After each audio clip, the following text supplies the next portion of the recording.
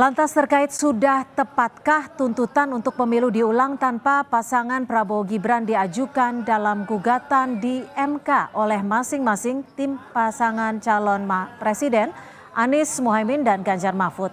Kita bahas bersama Direktur Hukum TPN Ganjar Mahfud, Roni Talapesi, dan Kuasa Hukum Prabowo Gibran, Oto Hasibuan. Selamat petang, Bung Roni dan Bang Oto. Terima kasih sudah bergabung bersama kami di Kompas Petang. Selamat petang, Bang Oto, Mbak Ya, Cynthia. Roni. Ya. Saya ke Bung Roni terlebih dahulu. Bung, ini kan Mas Gibran juga sempat merespon terkait tuntutannya. Mau diulang sampai jagoannya menang. Tanggapan Anda seperti apa? Iya, saya pikir bahwa tanggapan yang disampaikan oleh saudara Gibran ini mencerminkan kualitas dari pemimpin, calon pemimpin. Apalagi yang kita lihat ya sebagai cawapres. Dan kami sangat menyayangkan atas pernyataan saudara Gibran. Karena apa yang kami lakukan ini merupakan jalur konstitusional, jalur hukum, di mana kita mengajukan permohonan PHPU di Mahkamah Konstitusi. Ini merupakan rentetan peristiwa dari awal proses saudara Gibran dicalonkan melalui putusan Mahkamah Konstitusi nomor 90, kemudian ada pemutusan juga dari etik MK terhadap saudara Usman yang merupakan paman dari saudara Gibran. Jadi pendapat saya bahwa apa yang disampaikan saudara Gibran terkait dengan permohonan kami di PHPU ini menunjukkan saudara Gibran tidak peduli terhadap iklim demokrasi yang jujur dan adil. Beliau tidak peduli dengan proses yang sedang kita jalankan, bagaimana kita membangun demokrasi dan membangun hukum di Indonesia agar ke depan lebih baik lagi. Oke, saya ke Bang Oto. Bang Oto, ini tanggapannya soal tuntutannya agar Gibran didiskualifikasi dan melakukan pemilu ulang. Ya, saya pikir begini ya, tadi apa yang disampaikan Pak Roni mengenai Gibran ini, pertama saya harus tanggapi dulu bahwa sesungguhnya apa yang dikatakan oleh Pak Gibran ini sangat bisa dimaklumi karena permohonan yang diajukan oleh pihak 01 dan 03 ke Mahkamah Konstitusi ini salah kamar gitu loh. Jadi artinya karena ini sengketa seharusnya yang dilakukan di Mahkamah Konstitusi kan sudah terbatas. Sudah ditentukan itu hanya sengketa tentang hasil pemilu. Nah, sedangkan di dalam permohonan-permohonan yang diajukan, itu isinya semuanya itu soal TSM, soal pelanggaran pemilu, yang oleh Undang-Undang Pemilu tahun 2017 itu sudah diatur bahwa kalau soal-soal pelanggaran itu harus diajukan melalui Bawaslu, gitu loh ya. Nah, ternyata bayangkan aja selama ini Pak Gibran ini kan sudah mengikuti pemilihan pencabutan nomor urut bersama-sama dengan paslon 1 dan 3, ya kan? Artinya, kenapa? Artinya pihak nomor 103 kan sudah menerima legal standing daripada Pak Gibran sebagai calon wakil presiden, ya kan? Kemudian waktu debat di debat capres juga 103 juga sudah menerima eksistensi daripada 02 termasuk Pak Gibran sebagai calon presiden kan, calon wakil presiden.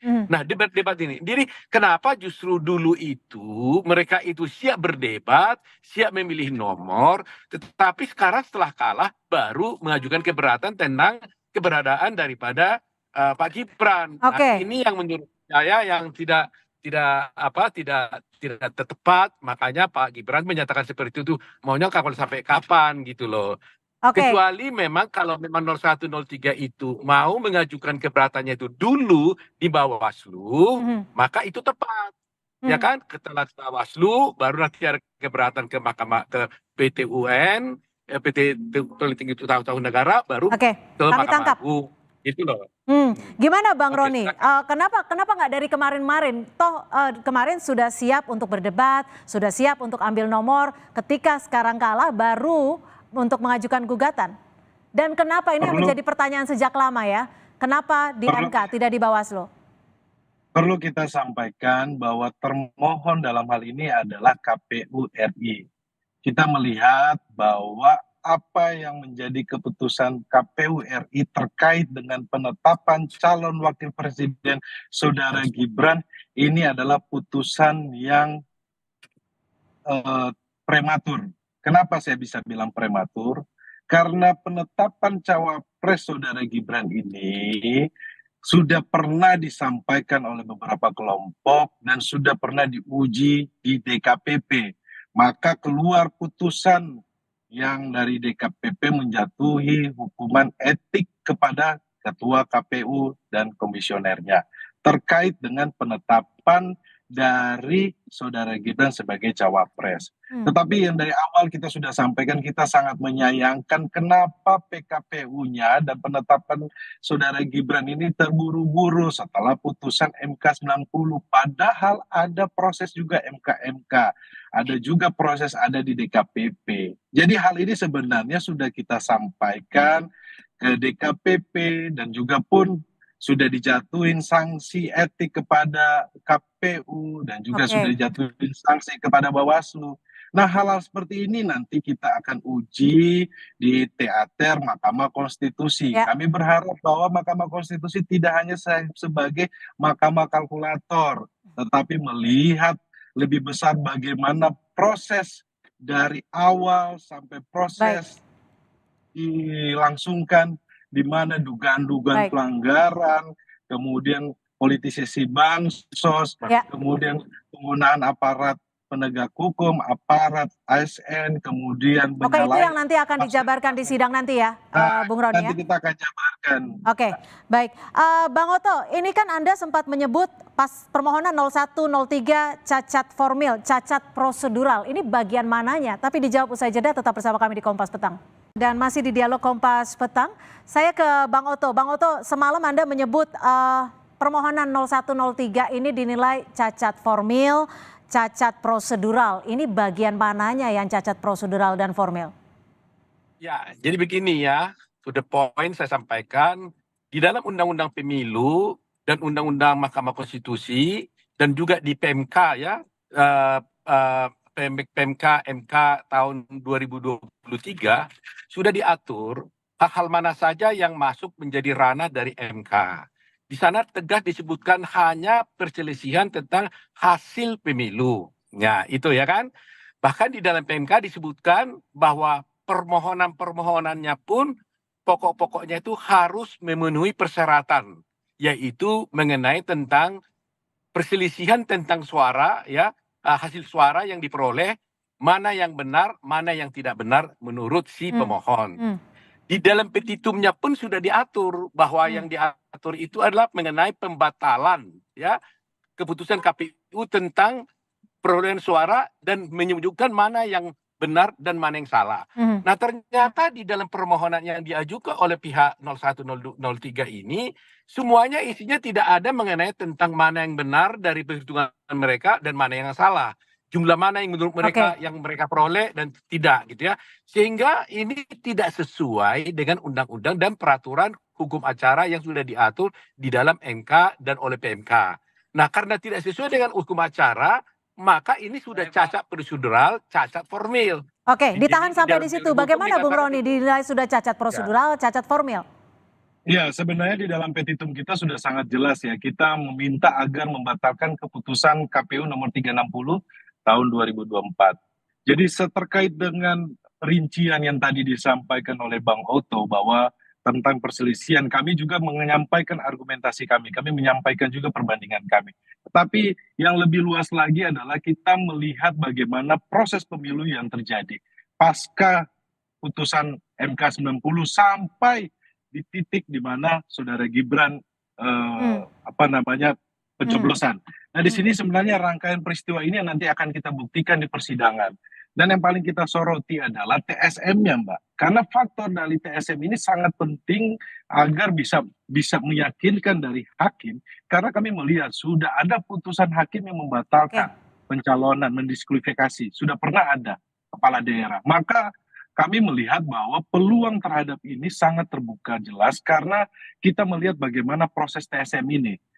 Contohnya saja ya, garis besarnya bagaimana bansos digelontorkan dengan secara masif kemudian diarahkan untuk memilih 02. Contohnya di DKI, kelihatan sekali di mana ada sembako, kemudian kantongnya warnanya biru. Nah, hal-hal seperti ini banyak sekali Hmm. yang akan menjadi Oke. pembuktian. Tapi Tentunya nanti tapi gini Bung Roni, ini kan soal dasar posisi Gibran untuk maju Pilpres ini kan juga masuk dalam gugatan TPN. Padahal sudah ada putusan MK saat itu. Apakah tepat untuk menggugat ini ke MK padahal yang memutuskan juga MK? begini Mbak Cynthia, yang kita gugat ini adalah KPU. Pihak termohon ini adalah KPU berdasarkan penetapannya saudara Gibran. Karena apa? Diperkuat dengan ada putusan DKPP. Nah, ini kan semua satu peristiwa, rangkaian peristiwa hukum yang ada gitu. Hmm. Maka kita ajukan kepada majelis, kepada hakim Mahkamah Konstitusi. Nah, terkait dengan peristiwa yang kita akan buktikan terkait dengan TSM, kemudian terkait dengan penggelontoran bansos, kemudian terkait dengan keterlibatan aparat, kemudian bagaimana menggunakan fasilitas negara, hal-hal seperti ini yang sudah terlihat di depan publik, di hadapan publik, Oke. ini yang akan kita buktikan dan kita dalami lebih dalam lagi. Baik, Seperti itu, Mas. Bang Oto, ini kan nanti akan masuk dalam permohonan gugatan. Anda sebagai pihak terkait, nanti jawaban-jawabannya sudah disiapkan sedemikian rupa? Sudah, terutama tadi seperti Roni katakan tadi itu, dan sudah diwakili oleh Roni tadi kan, bahwa gugatannya itu mengenai TSM. Jadi dengan mudah kita patahkan karena TSM itu tidak diatur dan tidak menjadi kewenangan daripada MK. TSM itu adalah kewenangan dari Bawaslu. Jadi menurut saya ini sangat mudah sekali kita patahkan. Itulah sebabnya saya katakan bahwa ini salah kamar. Kalau gugatannya mengenai tol TSM, seharusnya mereka melaporkan ini ke Bawaslu, tidak kepada MK. Karena di MK itu hanya terbatas. Karena pasal 475 Undang-Undang Pemilu mengatakan bahwa hanya, ada kata-kata hanya di sana, hanya mengenai tentang perselisihan tentang hasil pemilu. Jadi hanya satu kewenangan yang dimiliki oleh MK dalam sengketa Pilpres ini. Ya, karena ini kan proses yang panjang kan, mengenai pelanggaran di Bawaslu, mengenai hasil perolehan suara itu di MK. Begitu, sudah diatur sedemikian rupa. Jadi itu sebab saya katakan dengan mudah sekali kita patahkan ini. Nah, kalau umpamanya dikatakan bahwa ada putusan-putusan MK tentang pilkada, ini yang jadi soal bahwa putusan pilkada dengan putusan di MK dengan sengketa Pilpres itu berbeda, nggak bisa apple to apple itu ya. Karena kalau di pilkada itu kan lokal, ya, dan kemudian sedangkan di Pilpres itu nasional. Kedua, nggak bisa dibandingkan putusan itu karena putusan pilkada yang diajukan itu kasusnya berbeda dengan yang ada di Pilpres. Kalau yang dimasukkan oleh Roni tadi itu yang di pilkada itu memang ada satu pejabat calon kepala daerah yang melakukan tindak pidana. Jadi karena dia melakukan tindak pidana sudah dihukum, maka dia tidak sah menjadi calon. Ya wajar dong. Orangnya yang salah bukan undang-undangnya. Padahal di kasus ini Gibran sudah sah memenuhi ketentuan yang diputuskan oleh MK. Jadi kalau sudah putusan MK itu adalah final and binding, maka tidak bisa dipersoalkan lagi. Itu prinsip hukum yang berlaku. Gitu. Oke, Bung Roni, disebut akan sangat mudah nih dipatahkan. Lalu ada bukti apa saja yang akan Anda ajukan oleh tim hukum TPN? Terutama ini kan juga ada statement yang menyebut bahwa seharusnya suara paslon 02 itu tidak dihitung alias nol. Ya, tentunya kan ini terkait dengan agenda persidangan ya. Bukti-bukti sudah kita siapkan, saksi-saksi kita sudah siapkan, ahli juga pun kita sudah siapkan. Kita sangat optimis dengan permohonan kami. Jadi kalau Bang Oto tadi sampaikan mudah dipatahkan, menurut saya terlalu dini Bang, karena harus nanti diuji bersama-sama. Karena tentunya kan kami berharap hakim menggunakan hati nuraninya. Jadi kita tidak terjebak lagi nanti di publik menyampaikan Mahkamah Konstitusi sebagai mahkamah kalkulator. Bagaimana tugas kita mengembalikan marwah Mahkamah Konstitusi sejak putusan MK 90 dan MK. Seperti itu. Oke, singkat terakhir dari Bang Oto, persiapan untuk besok apa saja nih? Berapa saksi, ahli, dan juga barang bukti yang disiapkan? Kalau kita sih tidak begitu sibuk ya, kita biasa-biasa saja menghadapi gugatan ini, kita udah siap, ya tinggal kita nanti besok dinyatakan sebagai pihak terkait, kita upload di website, kemudian kita akan hadir pada tanggal 28 kalau sudah diundang oleh Mahkamah Konstitusi. Soal saksi-saksi ahli itu kan tergantung kepada pemohon. Kalau mereka bereaksi A, ya tentunya bereaksi sesuai dengan A dan sebagainya. Jadi kita tidak begitu mempersiapkan semuanya, tapi ready, artinya siapkan hanya kalau ada serangan begini, kita sudah begini. Udah ready semua lah, tidak terlalu sulit buat kita gitu. Oke, Bung Roni, terakhir apa yang akan disiapkan? Ini sepertinya akan begadang malam ini ya. Dan kalau nggak salah dibatasi 10 orang, siapa saja yang akan masuk ke dalam ruang Ya, sidang? kita tentunya sudah mempersiapkan jauh-jauh hari permohonan kita sudah mempersiapkan strategi dan kita sudah membagi tugas ya dari para setiap pengacara tentunya mempunyai expertise masing-masing. Dalam hal ini nanti kita akan sampaikan kepada publik tentunya nanti kejutan-kejutannya seperti apa kita nantikan saja nanti. Baik, kejutannya seperti apa kita saksikan mulai besok 27 Maret 2024 dan keputusannya pada 22 April kalau tidak salah. Terima kasih Bung Roni Talapesi, juru bicara tim hukum keadilan demokrasi Ganjar Mahfud dan juga Abang Oto Hasibuan, Wakil Ketua Tim Hukum Pembela Ganjar Mahfud. Terima kasih. Bukan. Prabowo Gibran, sorry. Prabowo Gibran, terima kasih telah bergabung bersama kami. Terima kasih, selamat sore.